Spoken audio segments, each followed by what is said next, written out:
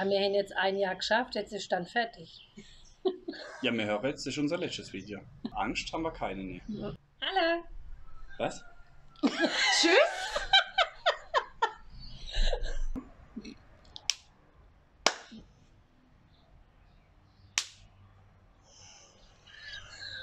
Das!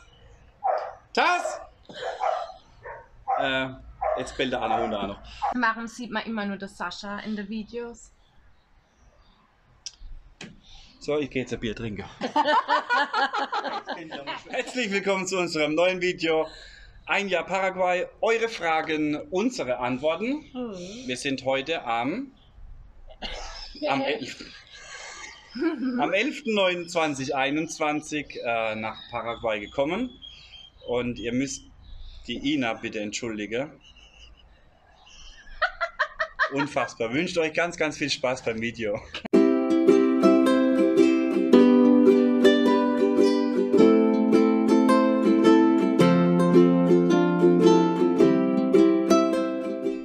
Ihr habt alles richtig gemacht. Wie kam es damals zur Entscheidung und was waren eure Beweggründe? Wir haben eigentlich geplant, einen Altersruhesitz zu finden. Das war eigentlich der Plan. Ja, dann ist Schwiegermutter einfach mitgegangen. Die hat ihren Altersruhesitz. Genau, meine ist. Du doch auch. Die kriege jetzt nicht mehr so schnell los. Nein. Genau, also wie Ina gesagt hat, wir wollten eigentlich Altersruhesitz ins Ausland und haben damit, also seit 2007, haben wir uns mit dem Thema Ausland dann beschäftigt und haben halt verschiedene Länder gehabt, die in der engeren Auswahl waren, Ja. wo dann einfach sich dann herauskristallisiert hat, okay, welche Länder passen zu unseren Wünschen überein. Und seit 2015 haben wir uns dann explizit mit dem Land Paraguay beschäftigt. Ja. Genau. Wie war die Frage nochmal?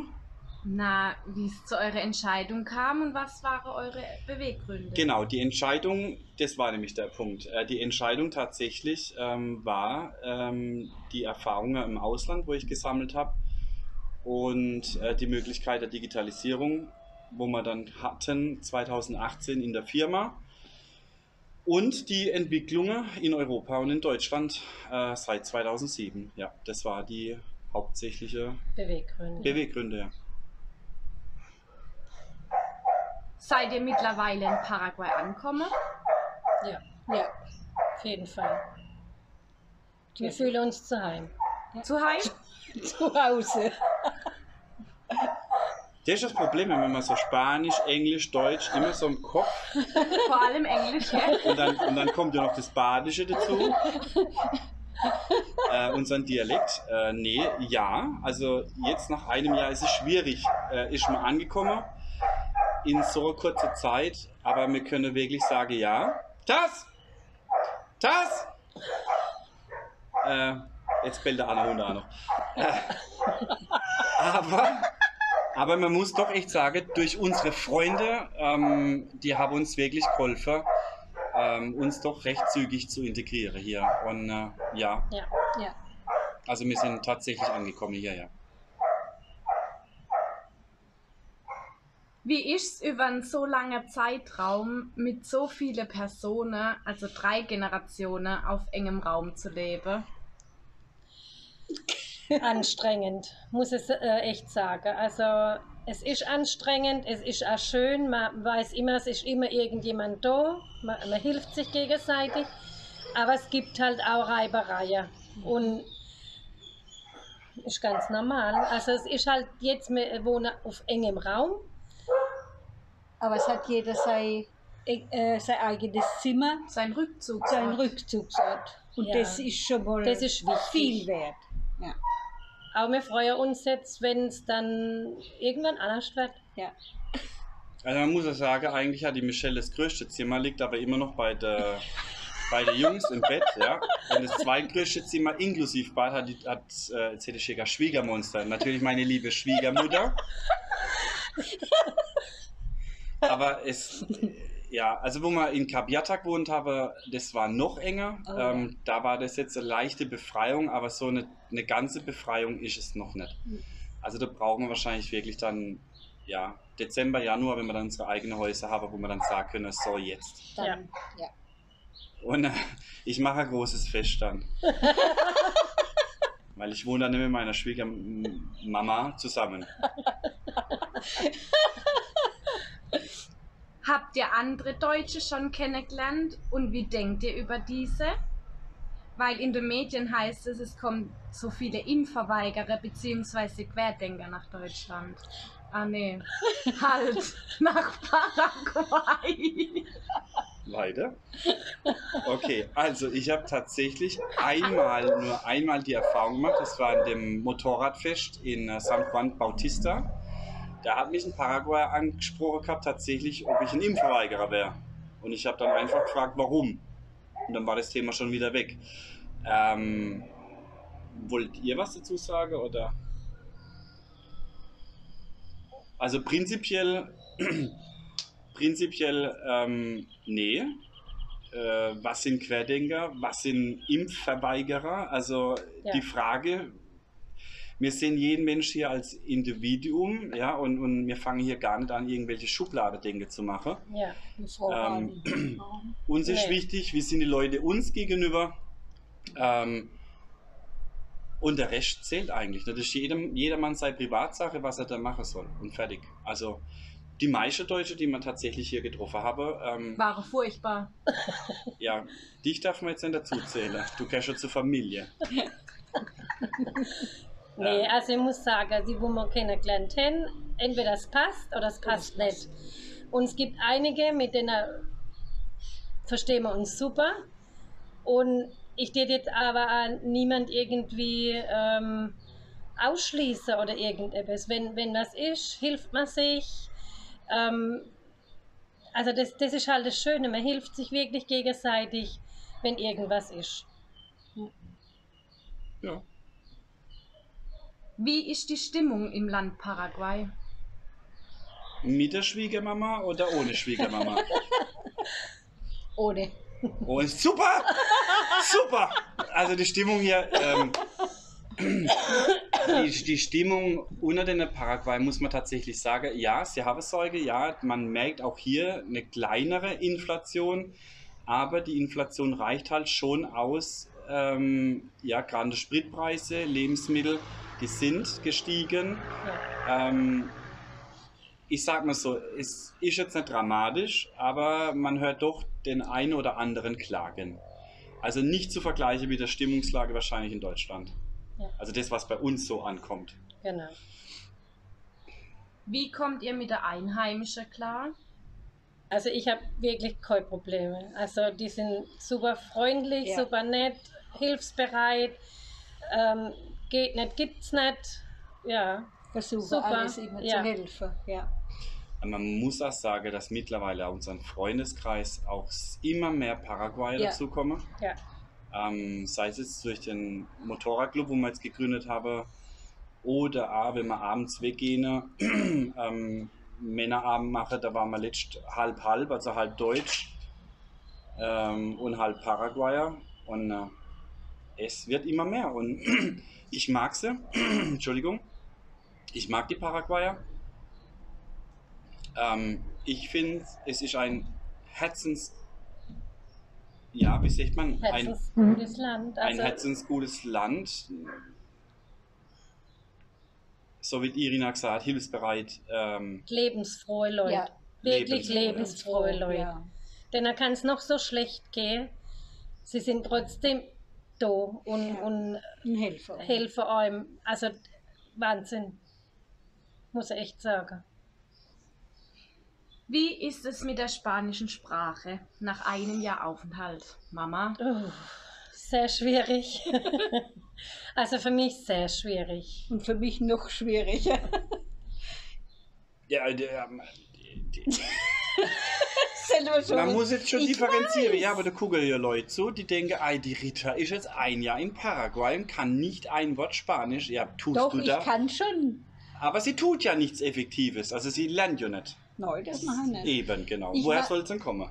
Bloß unter den Paraguayer, wo um mich rum sind.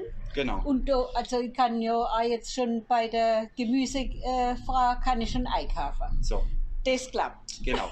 Nee, das Problem ist, wenn da sitzen ja Menschen davor vor YouTube, die wissen ja gar nicht, ob du lernst oder gar nicht lernst. Also Ja, ich faktisch, lerne. du lernst nicht Mhm. und hast trotzdem jetzt ein paar Wörter Spanisch Und gelernt. ich verstehe auch viel, kann aber noch nicht selber so das die Antwort geben oder so. Genau. Ja, Ja. aber normal. Und bei mir ist halt auch das Problem, dass ich zu wenig unter Paraguayer bin. Ich habe zwar meine Nachbarschaft und das Ganze, aber so wie der Sascha, der ist halt im Motorradclub, dann ist er unterwegs, also viel, dann auf dem Bau hat er mit Paraguayer zu tun. Es ist anders wie, wir sind viel daheim, ja, das ist mein Problem. Es ist trotzdem schwierig. Also man muss schon differenzieren. Spanisch, ja, kann ich mittlerweile. Aber das Guarani dazu, das ist das Schwierige. Und ich rede schnell, ja, und die Paraguayer reden schnell, aber ich rede schnell Deutsch. Und so wie ich Deutsch rede, redet die Spanisch. Und gemixt noch oder gepaart mit ein bisschen Guarani. Und dann wird es doch ziemlich schwierig. Gerade am Anfang war es für mich extrem schwierig, wo sie da noch die Maske aufgehabt habe. Da bin ich komplett ausgestiegen. Aber mittlerweile, der menschliche Gewohnheitstier, es wird immer mehr. Ja. Oder immer besser. Könntet ihr mal etwas über euer Projekt erzählen, also ein bisschen genauer werden, beziehungsweise über euer Grundstück, was geplant ist, etc.? Das überlasse ich dir. Machen wir doch einfach ein separates Video, die nächsten 2-3 Wochen. Dann erkläre ich das Grundstück und erkläre, was wir vorhaben und dann, ja. Genau. Wie denkt ihr über die Zukunft in Deutschland und oder in Paraguay? Boah, schwieriges Thema. Puh. Also man muss ja ganz klar ehrlich sagen, war mit ein Entscheidungsgrund, warum wir damals dann rechtzeitig das Land verlassen haben, weil unter Umständen wir Dinge schon gesehen haben, welche auf Europa zukommen werden. Es gibt 3 Arten von Menschen, die sehen, die sehen, wenn man es ihnen zeigt, und die nicht sehen. Und ganz, ganz schwieriges Thema. Wir kommen wieder, ich glaube, die erste Frage war es, wir haben alles richtig gemacht, ja, weil wir nicht alles wussten, aber ein ganz, ganz großer Teil, wie sich das Ganze entwickelt. Wollt ihr für immer in Paraguay leben bzw. bleiben? Also vorerst ja, auf jeden Fall, aber was die Zukunft bringt, kann man nicht sagen. Das ist meine Meinung. Ja, ja, darf jeder seine Meinung. Du So gehst denk- halt früher ins So Bett. denke ich ja. Du gehst auch früher ins Bett. Ja, wir hören. Geht immer früher. Also sagen wir es mal so, wir machen uns überhaupt keine Gedanken, dieses Nee. Land aktuell zu verlassen. Null. Es ist auch gar nichts geplant, aber die Zeit ist so schnelllebig geworden, dass wir wirklich nicht sagen können, was ist in 10, 20 Jahren. Mhm. Da muss ich sagen, hat es ein bisschen abgefärbt, das Jahr Paraguay. Wir leben im Jetzt und Hier. Wir genießen es in vollen Zügen. Wir planen auch voraus, aber wir planen so voraus, dass unsere Zukunft hier in Paraguay stattfinden soll. Genau. Habt ihr keine Angst vor den Tieren oder Kriminalität oder vor der Abzocke? Abzocke? Abzocke? Ich glaube, das gibt es überall. Ja, wo gibt es das nicht? Eben. Ja, in Paraguay oder in Deutschland? Nee, hier in Paraguay. Ah, okay. Erster Punkt war? Angst vor den Tieren. Nee. Nee. Also Respekt, ja. Respekt, ja. Ja, Also- aber Angst? Also da, wo man auch die Schlange dann auf dem Grundstück gehabt habe, man wird einfach wieder daran erinnert, dass man einfach nicht in Deutschland ist, ja, dass da Genau, mal, dass man vorsichtig sein dass man muss. vorsichtig sein muss. Aber Angst haben wir keine. Nee. Und das Zweite, Kriminalität. da muss ich mich fragen, egal wo du auf der Welt lebst, Kriminalität, ich denke, dass es in der Medien ziemlich hochgebauscht Genau. wird. Mit gerade speziell Paraguay, weil wenn ich lese, was in Deutschland abgeht momentan mit Kriminalität, da muss ich fragen, welches Land ist gefährlicher? Abzocke. Abzocke muss ich sagen, was ist Abzocke? Wenn ich jetzt Hütchen spiele oder wenn ich jetzt ein Grundstück kaufe und werde da abgezockt, wenn ich alle Grundstück kaufe, ich habe ein Angebot, ich nehme das Angebot an, ist es für mich keine Abzocke. Wenn ich jetzt ein Hütchenspieler habe, dann kann das Abzocke sein, aber ich lasse mich ja auch aufs Spiel ein. Nee, aber wir haben noch nichts mitbekommen mit Abzocke. Ja. Gar nichts. Auch, nee, null. Meine Lieblingsfrage. Warum sieht man immer nur das Sascha in den Videos? So, ich gehe jetzt ein Bier trinken. Jetzt kennt ihr mal schön. Warum sieht man immer nur das Sascha? Er ist auf dem Grundstück und macht Genau. und er ist auf dem verhandelt so Grundstück, die ganze genau. Sache. Und wir sind daheim und machen die normale Hausarbeit. Darfst du wieder dazu Das ist kommen? wieder kommen. Ich glaube, die Leute haben dich schon vermisst. Bestimmt. Kommt ihr mal zurück nach Deutschland? Irgendwann bestimmt. Ja, kommen wir. Urlaub machen. Definitiv. Also mir wird es da fest eingeplant, dass wir Urlaub machen. Wann wir Urlaub machen, wissen wir leider nicht. Nee, kann man nicht sagen. Also Aber wir vorher haben mal was. einen Plan, dass wir 2024, 24. 2025 dann mal für 1,5 Monate nach Deutschland kommen werden, ja. War Paraguay die einzige Auswahl zum Auswanderer? Und warum wurde es Paraguay? Okay, nee, es waren 5 Länder im engeren Umkreis, in der engeren Auswahl. Allerdings habe ich eine Liste, eine Tabelle erstellt mit verschiedenen Kriterien, genau. Und es war Neuseeland dabei, es war Kanada dabei, es war Mexiko dabei, Costa Rica, Uruguay, Paraguay. Das war die engste. Martinique hat sich dann wieder verschoben, weil zu klein. Ich sehe das größte Potenzial langfristig hier in Paraguay, definitiv. Mhm.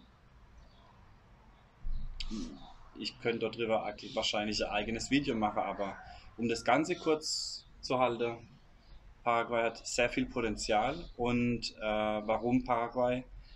Eine mega tolle Freiheit nach wie vor. Na, wir sind hier angekommen letztes Jahr in der Pfingstferie und wurde auch gleich schon herzlich willkommen geheißen. Und Gut, das kann da ja in anderen Ländern auch passieren. ja, aber du hast dich Aber gleich das wie wusste zu ich ja, Hause. nein, das wusste ich ja bei der Entscheidung noch nicht. Ja, aber warum es dann Paraguay wurde? Ja, warum? Im Vorfeld wurde es Paraguay, weil das Land am meisten Potenzial hat. Genau. Okay. Was sind die größten Unterschiede im Bereich Leben zu Deutschland? Also hier ist Freiheit angesagt.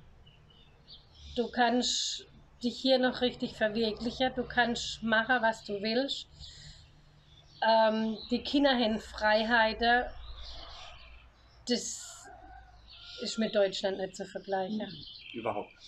Gar nicht. Also je mehr oder je länger, dass wir hier leben, merken wir doch, wie kleinkariert Deutschland oder kann man sagen, bis ins kleinste Detail durchgetaktet ist, ja. durchorganisiert.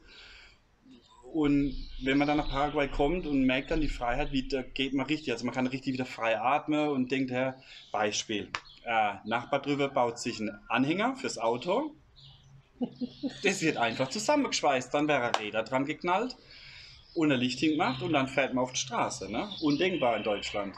Ja. Also ein Ja. Beispiel. Oder man darf bauen, wie man will. Ja. Oder die Kinder hocken sich, sitzen auf die Pritsche vom Auto Vom Auto. und Ah, nicht fahren. nur die Kinder, die ganze Arbeit. Arbeiter. Es sind Ja. Arbeiter. Ihr müsst euch da Das- wirklich mal an die Straße setzen, wenn da mal rüberkommt und Urlaub macht. Wahnsinn. Wie da. Ja, es ist einfach Also Freiheit. was man alles sieht, ist echt, also in Deutschland undenkbar. Ja. Man muss aber dazu sagen, Freiheit bedeutet auch, dass man auch ein gewisses Stück Selbstverantwortung hat. Genau. Ja. Wenn ich jetzt zum Beispiel jemand bin, der mega in diesem sozialen Netz drin ist, für den wird es wahrscheinlich ganz, ganz schwierig werden. Also man braucht hier Disziplin, ein bisschen auf jeden Fall, und halt Selbstverantwortung. Das ist Ja. der Wichtig. wichtigste, Ja, der wichtigste Ganz Punkt. Ja. wichtig. Was ist der größte Unterschied für dich, Rita, gardetechnisch? Ich muss mir bloß an der Jahreszeit ein bisschen umändern. Aber sonst. Aber viel mehr Ich hab schon Handpflanze, manche permanent. Sachen, ja. Ja. Bloß wenn es so heiß ist, da kann ich nicht nichts machen, weil da verbrennt man alles. Ja. Ich muss immer warten, bis es kühler ist. Also Und dann was in Deutschland der Winter ist, wo nicht Ja. sehr kann ich hier der Sommer Ja, dann. genau. Was macht das Land Paraguay oder eure Stadt Encarnación so einzigartig?